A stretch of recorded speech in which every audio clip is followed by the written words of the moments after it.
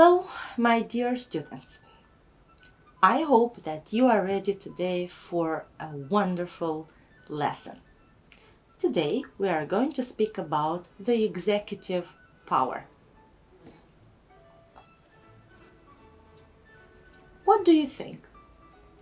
Which of the three state powers does the government represent?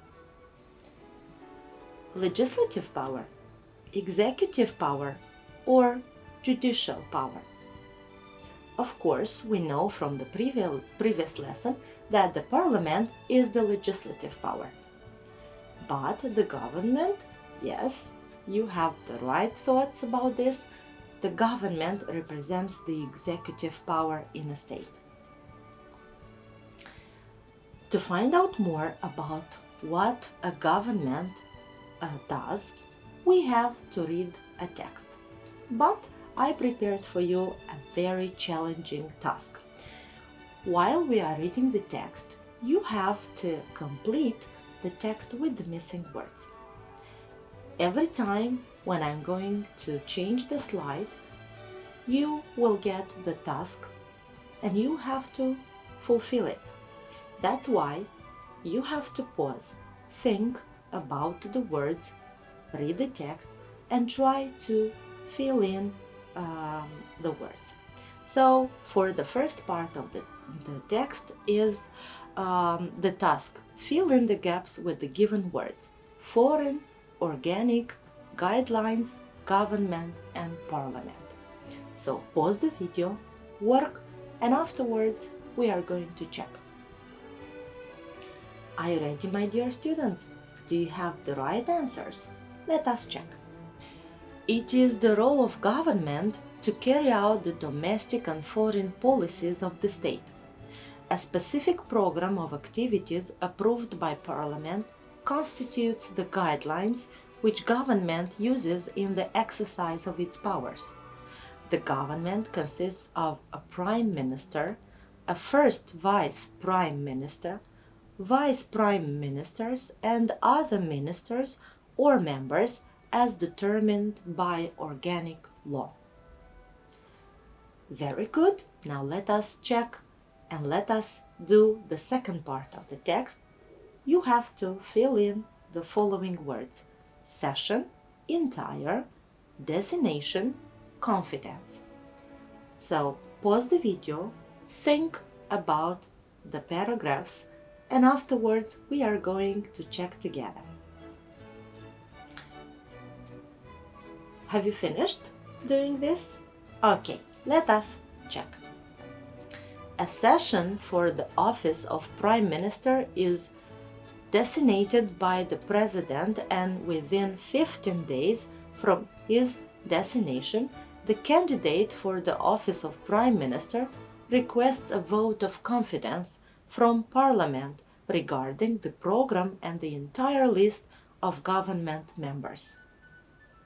So, a Prime Minister has a lot of work to do. Let us continue. You have to fill in the following words in the following part of the text: coordinates, powers, signed, and oath. You have to do the same. Pause the video, work, and afterwards press the button and we are going to check together. Are you ready? The government enters into the executions of its powers on the very day its members take an oath before the President. The Prime Minister leads the government and coordinates the activities of its members. The government issues decisions and orders by way of legal execution, which are signed by the Prime Minister. The next part of the text, you have to fill in the following words: affairs, responsible, vote, office, and motion. The procedure is the same. You stop the video, you work with this paragraph, and afterwards we are going to check together. Now it's time for us to check. In cases where Parliament has passed a vote of no confidence in the current government, or the Prime Minister has been removed from the office, the government controls the administration of the public affairs until a new government has been sworn in. The government is responsible before Parliament. If initiated by at least a quota of the members present in motion and based on their majority vote, Parliament may carry a vote of no confidence in the government. I prepared for you another task, so the task is choose the correct variant. I'm going to check how much you understood from everything that we did till now during this lesson. The first thing, the government represents the legislative, executive, judicial power in Moldova. Of course, the government represents the executive power in our country. Great job, let us continue. The Prime Minister is the head of the Parliament, the Ministry, the Cabinet.